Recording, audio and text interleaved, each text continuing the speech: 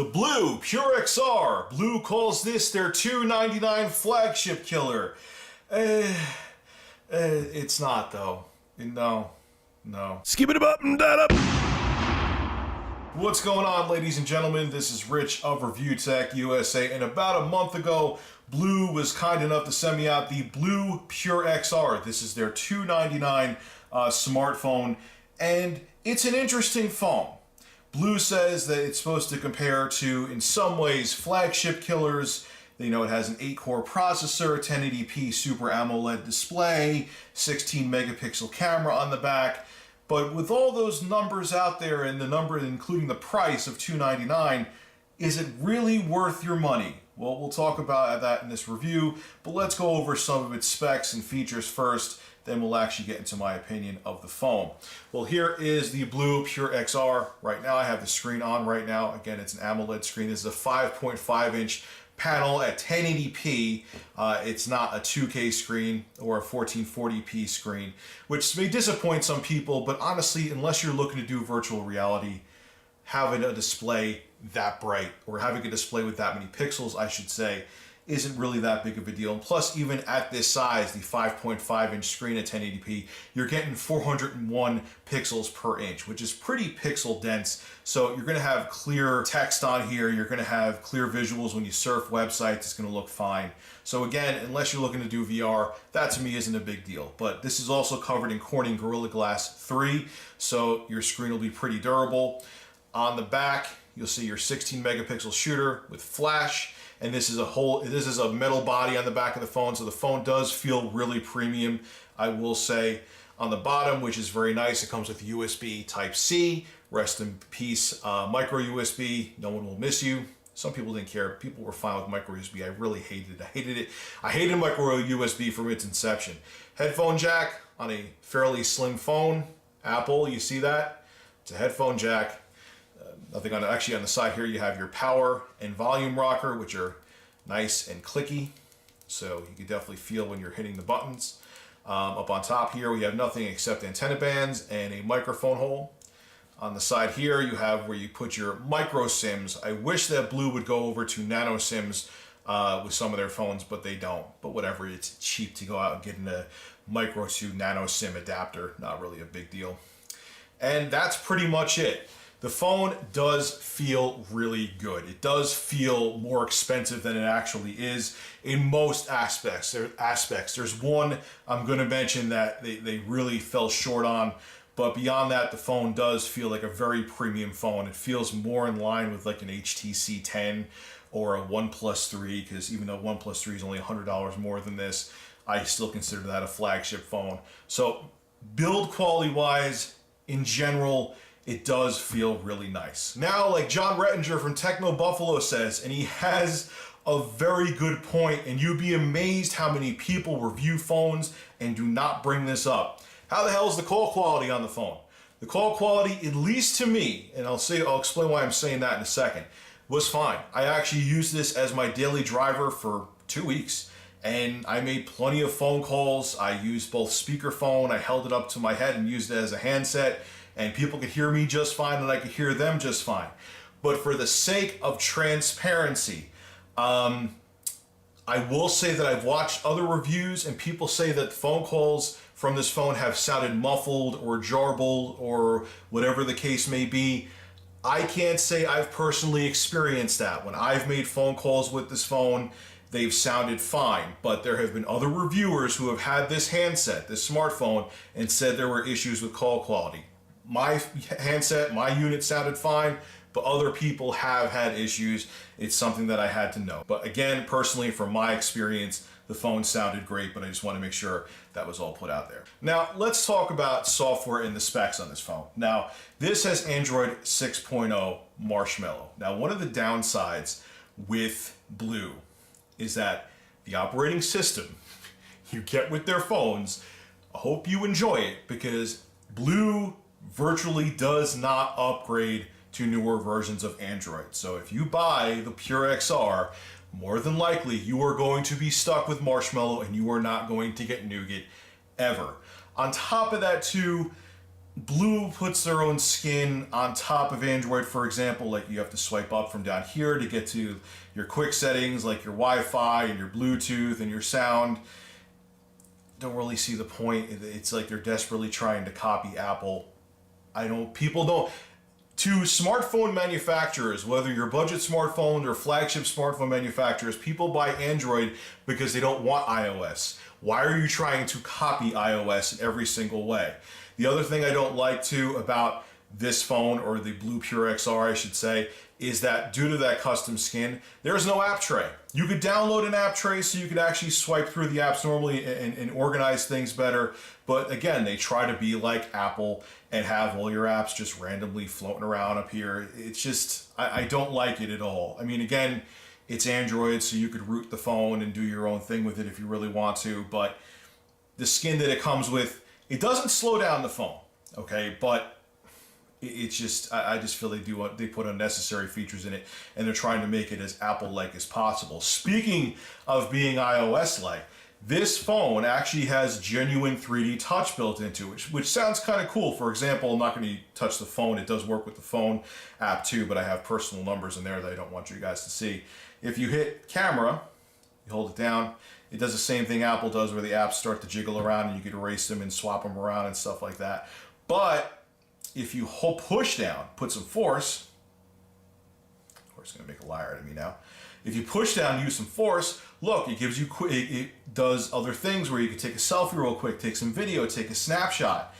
The problem with their 3D touch is that because it's not baked into Android like it is in iOS devices and iOS itself, the only apps that work with 3D touch on the Blue Pure XR are apps that come from Blue. Any other third-party apps, obviously, because Android doesn't use 3D touch, don't work with it. So it's really kind of gimmicky and somewhat limited on here. So again, cool, interesting feature, but you're not going to use it that much, and it's not as versatile as it is on iPhones. Now, at least on paper, the Blue Pure XR has some pretty impressive specs. The chipset that it uses is the MediaTek MT6755 Helio P10. Now that's an octa-core processor with 4 of the cores running at 1.9 gigahertz. They're Cortex A53, and 4 of those other cores are running at 1 gigahertz. They're lower power, and they're also Cortex A53. And it comes with a GPU, the Mali T860 MP2. So here you're thinking 8-core processor, 4 gigs of RAM. This phone is probably beastly. And if you're looking at the screen right now, I know my camera has a tough time. I have the brightness all the way down, and still the exposure seems to be too high, even though I tried to fix it. You're seeing this phone in Antutu Benchmark got a dismal score of 53,261. And if you look at the ranking, here it says my device, the Pure XR, and even the, if I could find it, the iPhone 5S, which is 4 generations ago for Apple when it was its flagship, actually got a higher benchmark ranking of 63,559. So that seems pretty poor and pretty unimpressive. But I will say, using this phone is a totally different experience than you get with the synthetic benchmarks. When you try the benchmarks, you seem very disappointed. Even graphics performance benchmarks run choppy. But when you play games, this phone runs really well. Even games like Dead Trigger 2 run great.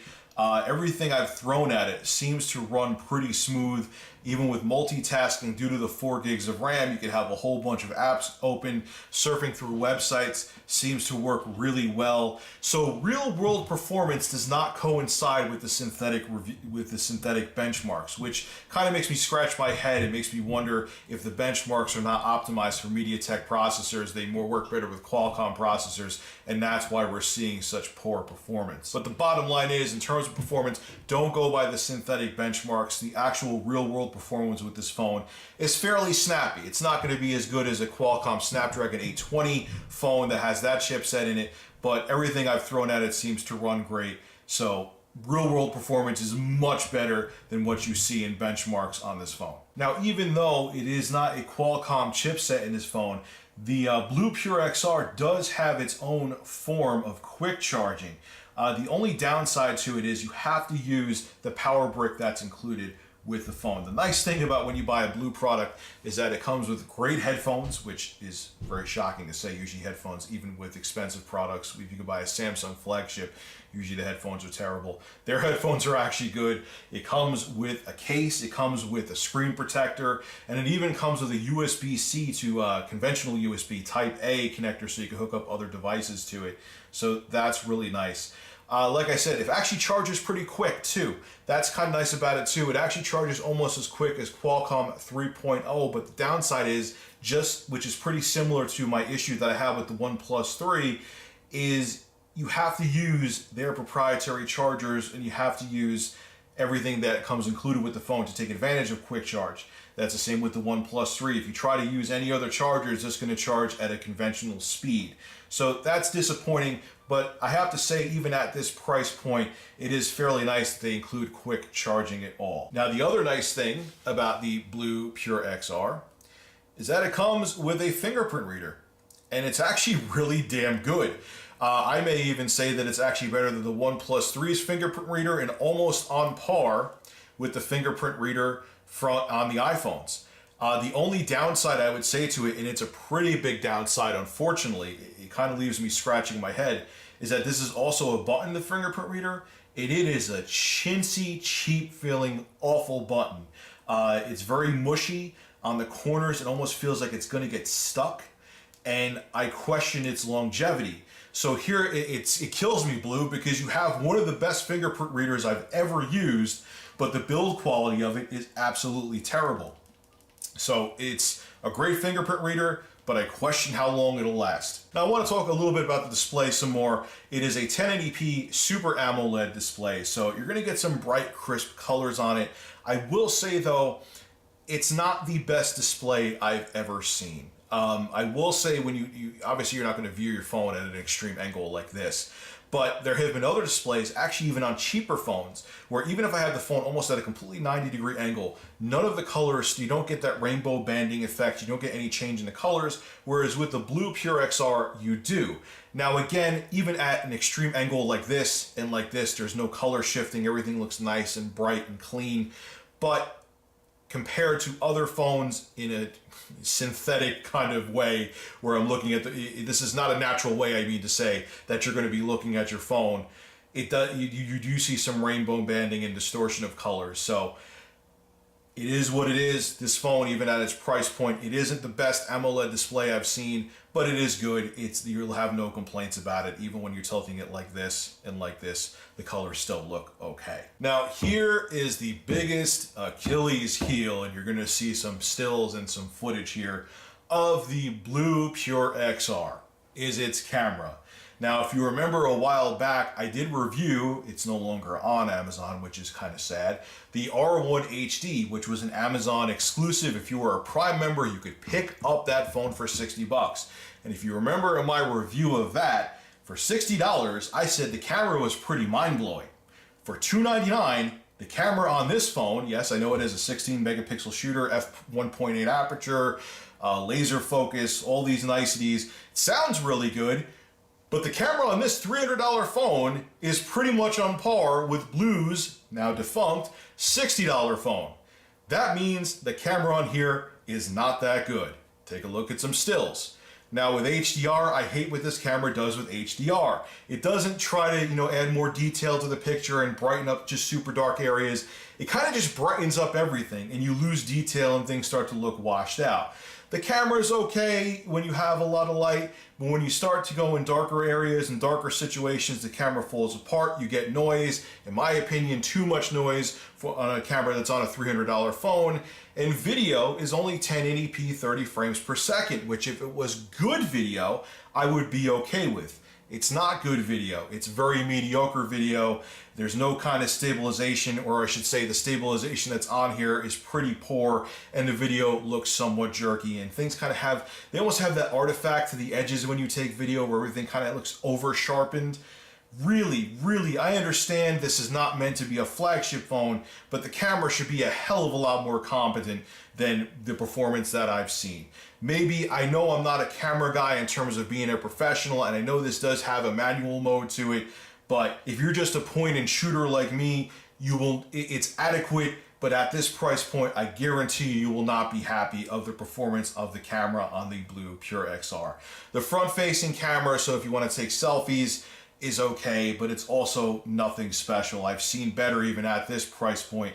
The cameras all around on this phone, I have to say it, are straight up disappointing. Now, last but not least is battery life. Do we at least have decent battery life in the Blue Pure XR?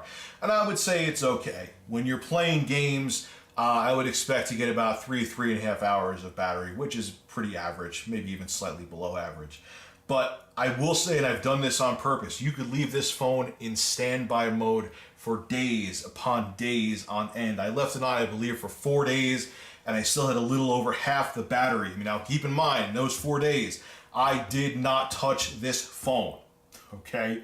So, you know, are you really gonna do that in a real world setting where this is your daily driver? I don't know, but that is pretty nice that, you know, if you're a very, very light user of your phone, you just make occasional phone call and, you know, check your email once in a while, this phone will last you a pretty long time. If you're a heavy user like I am, you're going to get fairly average battery performance out of the Blue Pure XR. Now, final verdict time, ladies and gentlemen. Do I recommend the Blue Pure XR? And sadly, I'm going to say no. Is this a bad phone? No, it's not a bad phone. It's not a bad phone by any stretch, but the price is too high for what they're giving you here. If this phone was $199, I would give it a recommendation. At $299, they're asking too much. If you think about it, right now, for $100 more, you could get a OnePlus 3, which in every way, shape, and form blows this phone out of the water. Even though it has the proprietary quick charge on it, the dash charge on the OnePlus 3, I like it better. I like the screen better on the OnePlus 3. This is an adequate screen. They're both AMOLED screens. I just think the AMOLED screen on the OnePlus 3 is better. The camera on the OnePlus 3 blows this out of the water. Then you have the Li Echo Li Pro 3 that's about to come out, or it actually is released. For $299, if you get the rebate, they're having some flash sale come up. And again, I'm not sponsored by any of these companies. I'm just keeping it real with you. You could get a phone from Li Echo, the Li Pro 3, which has a Snapdragon 821 in it, okay, 4K video recording, better camera, fingerprint sensor. You're getting almost a flagship device with the $100 rebate for $299. There was a time, Blue, when you had you made a good case in general. Oh, we offer so much for the price point. But the problem now, Blue, is that there's a lot of companies out there like OnePlus and many other Chinese manufacturers that are they're catching up with you and actually leapfrogging you right now. You know, you can't offer a phone with a bunch of, and I'm not, maybe this is a harsh word, but I guess I'll use it because it does somewhat apply, half-ass features and go, oh look, we're throwing all these half-hearted features that don't work great, so we're giving you a hell of a bargain. The 3D Touch is a gimmick. Okay, it's nothing special. There's nothing to make this phone stand out, and its performance is adequate, but again, there are phones for the same price, if not just a little more, that blow this out of the water and actually have those super fast Snapdragon processors in them. If this phone maybe came out like a year and a half ago, $299, it would be a hell of a deal. Or if this phone was $199 in its exact state, it would be, I would say maybe go for it. But with the poor camera quality and its mediocre specs all around, I mean, it is nice, I forgot to mention this, it has a dual SIM tray, and you could use one of those SIM trays to add 64 gigabytes extra of storage, and it has 64 gigabytes of storage built into it. You could have 128 gigs of storage total. That is nice at this price point, but it's just not enough. There's too many other manufacturers. This mid-range market is too competitive now, and the Blue Pure XR does not stack up. All right, guys, hope you enjoyed this review. This is Rich of Review Tech USA. Make sure to rate, comment, favorite, and subscribe. And as always, thank you for supporting my channel. Have a good one.